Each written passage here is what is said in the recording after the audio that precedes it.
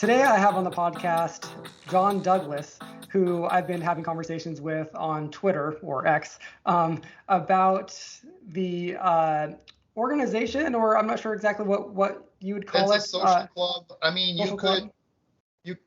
Some people could call it a secular religion if you want. Depends. Like, if you see humanism as secular religion, then it would be accurate to say that Freedom Fellowship is too. Yeah, I kind of want to, in my mind, I want to, figure out exactly how to slot it. And that's actually maybe an interesting place to start. So it's called Freedom Fellowship. And on your Substack, you have an article that kind of like gives a highlight of it. But yeah, let's kind of like start there, which is, I mean, it's kind of like branching off from humanism. It effectively is humanism. It's explicitly not, it doesn't have any God belief claims, right? Yep. So, I mean, part of the whole thing, it seems to me, is that it's really about getting people together and having a strong sense of community around a specific set of values, right? And so, like in the piece that gives an overview of the Freedom Fellowship, it's called the Freedom Fellowship Invitation Letter, which I'll put down in the comments as a link so people can check it out. There are I believe it's 7 or 8 different principles. And they are, I mean, in my mind, they're quite similar to like just effectively humanistic values.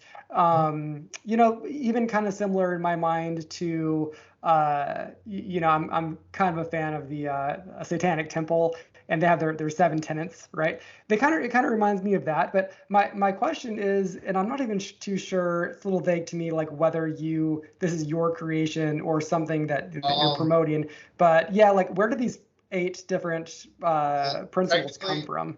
The official story is that Freedom Fellowship will never recognize its founder because it's not about one person's glory in any way. It's just about building a world with these principles. And so the only way to make it clear that it isn't about any one person, it will never recognize.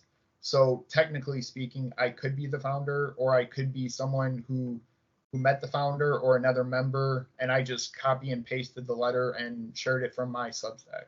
So, I mean, it could be either or, but basically it's not about one person, because actually one of the principles is no hierarchy among the preachers or something like that. I forget how it's worded. But basically, if you recognize one person as a founder, it would be giving them like a special status, and that would kind of go against the principles. So where did the principles come from? Basically, the person, they were somewhere in between humanism and objectivism. And one of the things that they didn't like about those two things was that there's just so much content, and you feel like you almost have to agree to so much. And it's kind of like with the Bible or any other religious book, there's just so much. And like, where do you agree and disagree? And so it wanted to create something that was as simple as possible with as minimum like principles, because you do need some principles in order to create community and to make sure that it's moral, but you want it as minimalistic as possible. And so it was just the person recognizing that these are some of the basic things that they saw that you need in your moral core, or in your value system, to just, if you're within these principles, then you'll be moral. But it wanted to word them it wanted to leave as much personal and individual interpretation as possible. Yeah, so I mean, one thing that I just really like about this, I do want to dive into maybe some more specifics there, but one thing I like about this, just broadly and in general, is that I'm all about people coming together for community, right? I mean, the New York Times had a piece a couple of months ago, or maybe a month ago, about here's how we solve the loneliness crisis for men. It's pickleball, and it's like kind of effectively dudes just. Pickleball, yeah. And effectively, like, the argument is dudes just need a reason to get together in person and hang out. And it can be almost anything. Like, it can be literally anything. It's just that human connection that's the important thing at the end of the day. And bonus points if it's like promoting health and maybe like other values that are beneficial to the broader society, right? So, I mean, like, with me and my friends, we have this thing called Dude Buddy. And I'm letting you in on a little secret here. Is What did because you this say? is dude buddy. Yeah, like the two words dude and buddy, but like squished together. Okay. As I hit my mic. And I mean, it's become part of like our mythology, like our lore, like my little friend group, Yeah. where like we're all dude buddies, and like we only let certain people in. Like we'll be friends with people, but they're not a dude buddy. You know what I mean? Like Yeah. you have to have a specific view, like literally specific view of the world to be a dude buddy. And it's like humor and irony, not taking things too seriously, being able to like have an adventure for the sake of having an adventure. And I Oh, mean, I could we talk about all the time like what exactly it is, and part of the fun is trying to dial in what is the dude buddy. I think that there's a lot of value in creating, even if it's a silly a social group that maybe is yep. just you and your friends, and it becomes fun. It's like your own religion in a sense, right? Yeah. And you get to promote it to other people and let people in or whatever. It's great. I see like zero downside in this. What is like, because let's just say like my dude buddy thing, my little world, my friends. Yeah. I don't have any global ambitions to take it beyond Oh, my okay. friend group necessarily. I think it's fun when like it does get picked up by people, and it has by people even like on Mhm. the East Coast before, which is fun. But like I don't have any ambitions. Like, what's your ambition for the Freedom Fellowship and growing it beyond, for example, with you and your individual friend group, but like spreading it to a larger community? What's maybe the vision, the broad vision for this sort of an organization? Uh, People agree with these principles, they're welcome, and uh, the the Earth is way too small now to not think globally. And like if you think of it like the globe is just a playground, and so everything's connected. So this will go global and like is open. If people agree with this in Europe, they're welcome to start something like this. If in Asia, in Australia, Africa, South America, anywhere, like people are welcome to do this as long as they agree with the basic principles. Then they're open to their own interpretation and living their life with it. Basically, um, I don't really want to go out into too much of like what I see as threats to an individual rights-based world, because like this group is basically its goal is to have an individual rights-based world for everyone. Every child born in 300 years will grow up in a world where they have control over their life trajectory. And um but like I forget what I was. But I mean, kind of like practically speaking, let's say you join the Freedom Fellowship. Yeah. Does that mean like I mean, are there weekly meetings in like Ohio? Or I mean, like what's the actual tangible? Because I mean, like I'm, the benefit for me that goes beyond like eight principles necessarily is like just community, is like bringing people Yeah. together. And like how do people get together? Is there like a Discord channel even, or how do people Right participate and now, find honestly, community? it's so new that there's not that many that there's not that many members. Mhm. Um, so like it's very new, so there's not many members, but like people are 100% free to start Discord channels. They're 100% free to start like if hypothetically there was a million people who agreed with these and wanted to create a building for a community, like a church type building, because I mean it is like humanism was created, I think, to replace the old religions and Mhm. do its own kind of thing. And Freedom Fellowship is saying that it thinks it's better, has a better way of doing it than humanism. So people are completely open to having churches of their own. And with Freedom Fellowship, everyone has the freedom to pick their own characters and their own stories. And so one day there will be a church that's Harry Potter themed, or Dragon Ball Z, or South Park, even, or like any story that you can think of. It's only limited by people's creativity and their desire to manifest their dreams. Because like I know people in Comic Con would love to be able to have relationships with other fans beyond Comic Con, but it is hard to like, because the further you unpeel the layers of people, you see what you agree and what you don't agree. And like and so that's why this group tried to just be very simple, basic principles. That's what we agree to, and beyond that, we're not agreeing to anything beyond that. Each is our own person. Everyone has their own version, basically. So I like how it's like malleable, right? So someone can say, or like, this is my version of the Freedom Fellowship, Yep. and it is like it's story based, which I love this too, because Yep. I think that stories, the second, I mean, why a story is so powerful. This is like the goal of any storyteller, I think, is to create effectively like the equivalent of the anthem and for a song is to create like the thing that you say Don Quixote and you know exactly what that is and it means a million different things and it's a whole world unto itself.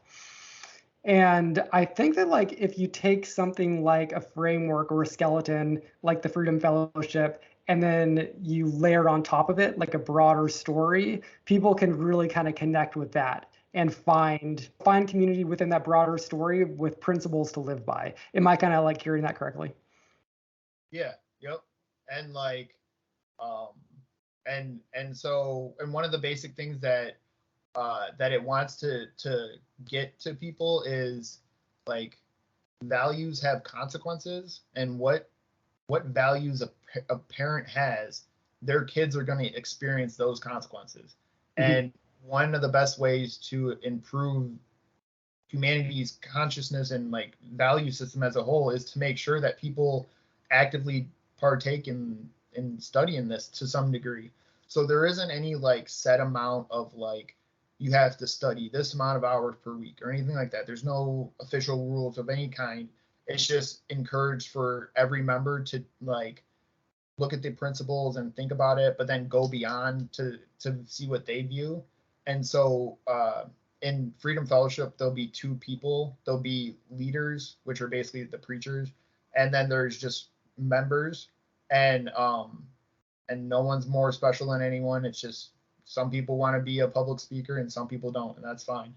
But like so, the members will be encouraged to come up with their own moral playbook, if you will, and then encouraged to share it with at least one or two people who they trust. Like they don't have to share it publicly at all. It's just it's important for you to think about these principles and share it with your kids for them to learn and build on. And then leaders will do the same, but leaders will share their views publicly. And but yeah. Yeah, this is one of those questions in my mind that I just eternally have because I love the value of like a hierarchy less like a non-hierarchy based organization. And I mean, there are like food co-ops, like there are some organizations that do this really effectively, but um, like, do you worry about the fact that most successful organizations are, and religions particularly, they're very hierarchical, and that's probably Um, like for a reason, like I'm biologically even. I'm not really worried about it because it still works within the system. You can think of each leader as kind of like Bitcoin, a decentralized network where everyone has their own.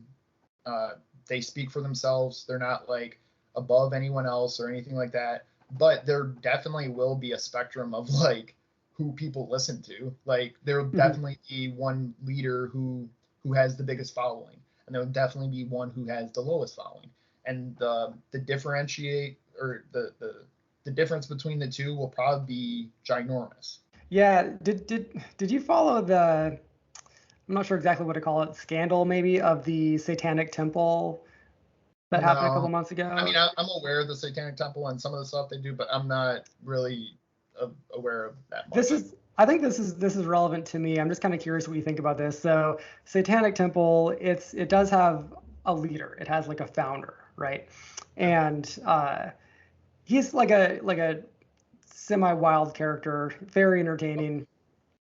And he's also of the mindset, and this is built into their tenets, that everyone effectively has their own version of reality. Or I'm getting this wrong a little bit, but like it's like I'm gonna live my life, you live your life, and you have a problem with my life, that's fine. Like do your own thing, right? It's very like it's got that independent thing to it. Yeah. And so the leader, I'm blanking on his name very sadly, but he has said a couple of things that just rubbed ultra progressives wrong. You know, we live in a very sensitive society at the moment, so there are certain things you just can't. Yeah. Well, you know, they're sensitive topics. He just like slightly got a couple of things wrong according to the progressive group of his Yeah. organization.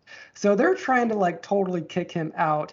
And there's a big I mean, the piece in the Atlantic, maybe I'll put it in the notes because it's a fabulous piece.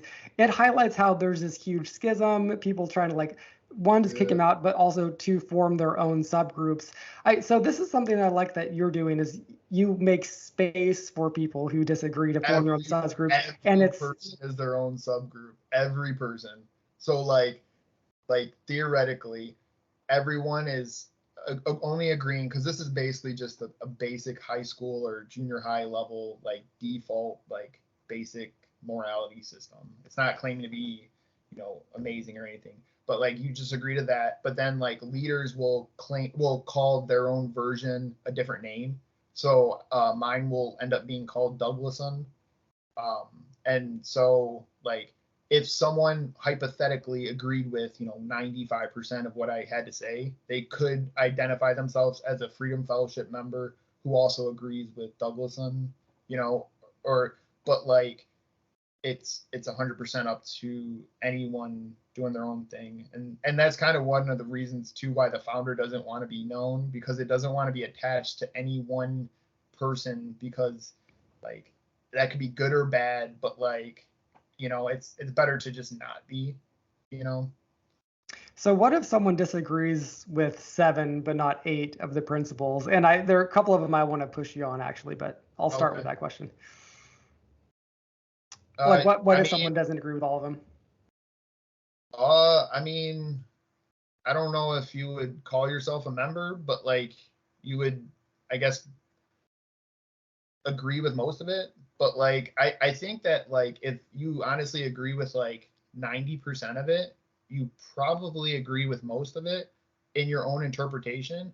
Because hypothetically, like one of the people I shared it with, they just don't like groups at all. Like they've had a couple bad experiences with groups, and um and so they said they didn't like how one of them was worded, kind of.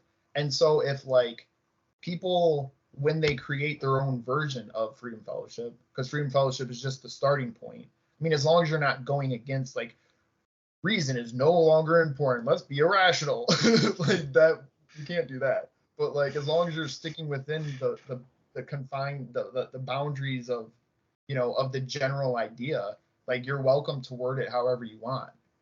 Okay. Does that make sense?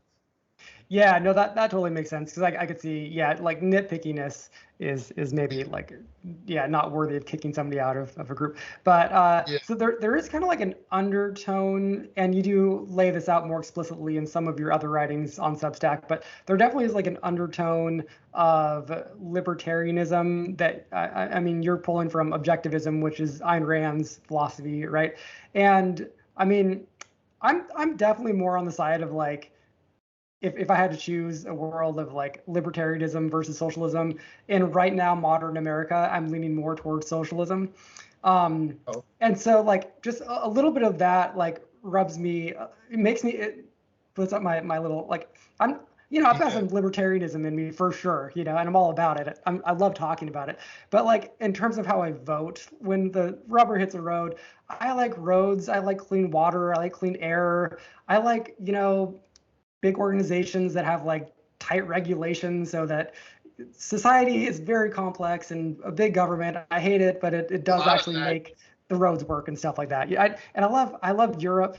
I think Europe is way better than America because they have public transit that kicks our ass, and their healthcare is way less of a headache than ours. I mean, I would just like prefer to live in England if they had half of our wealth. I mean, England is right now a very poor country. If they had half our wealth, like England would be the place to live, right? Because of all their social services and stuff. There are reasons why America can't go all the way with that because we have a lot of immigration, et cetera. It's very complicated, obviously. But Yeah. like just because of that and my leanings on that and my biases, I guess, my political biases, I'm kind of like, it's a little too libertarian-y for me.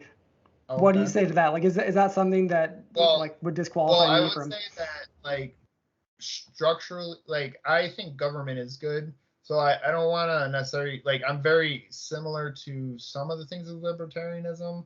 I know Ayn Rand always made sure to say that she's not a libertarian, and Oh, really? I like didn't know that. Oh, that's interesting. yeah, they try to say she's in the same group because like part of some libertarians believe in a what they call a minarchist government. Ayn Rand would call it like a self-defense government, which is basically you just have you don't have the government involved in pretty much anything other than self-defense. So you have police to defend the individual rights from domestic threat. You have military to defend the individual from a foreign threat, and then you have courts to make sure due process and like contracts get held up and like and all that stuff.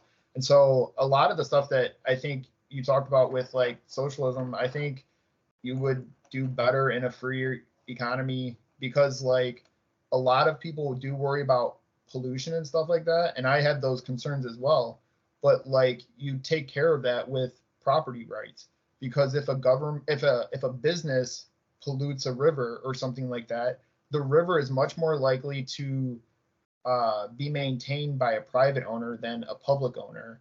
And so a private owner would just sue that business to death if need be. But like basically it would be clear to people that you couldn't just pollute, because property rights will be held up and you won't be able to function as a business without that. And then also like with regulations, a lot of businesses already do that.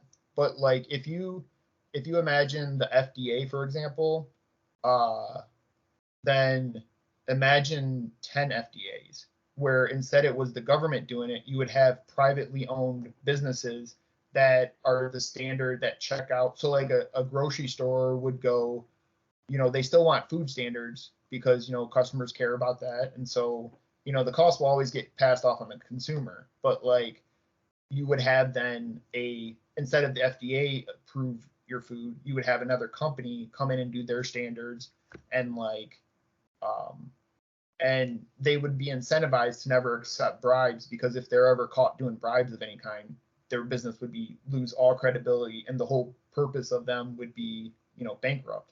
So like, I mean, they're incentivized. We definitely don't have to debate do the full debate, although I'd love to. But I mean, is there like, what's the ideal place on Earth where this like the libertarian dream is most lived out? I really don't know. I mean, like in the U.S. we have Texas versus really Canada. Not that I mean, close. During America.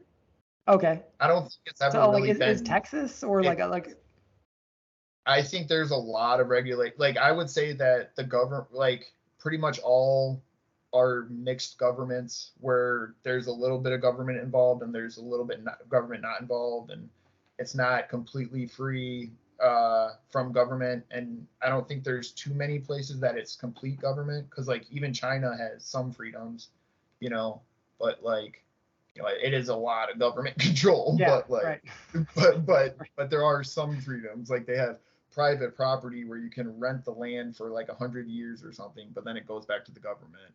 But yeah, I mean, like, why I think these conversations are important, the libertarian versus socialism thing, is because I think that, I mean, this is just in my mind, every state that I'm aware of does like have the dials tweaked just off a little bit. Like California has too many regulations. Everyone in the world knows that at this point, where like all these government or all these businesses, Tesla and so many others, are leaving the state because the regulations are too high, home prices are too high. I mean, it's hard to build anything, and that's why home prices are too high. So California has the dials tweaked off for sure, and you can't get homeless people off the street. And I mean, obviously, the problems are well known. But I mean, other places have the dials tweaked maybe in the wrong way. With the famous example recently of Texas is they had that ice storm, and then all of a sudden they're the only people that aren't like on the national power grid, and so some people were bankrupted because of the power costs just to like heat their homes for a couple of days or whatever the case was. So there's like, we can all learn from each other. That's kind of what I think is beautiful about the American system, is we can all kind of learn from each other. And maybe to bring it back around to your the organization that you're promoting, it seems to have that ability too. So, like, that like some people do it better than others, and they can learn from each other. Is that kind of like Yep, exactly.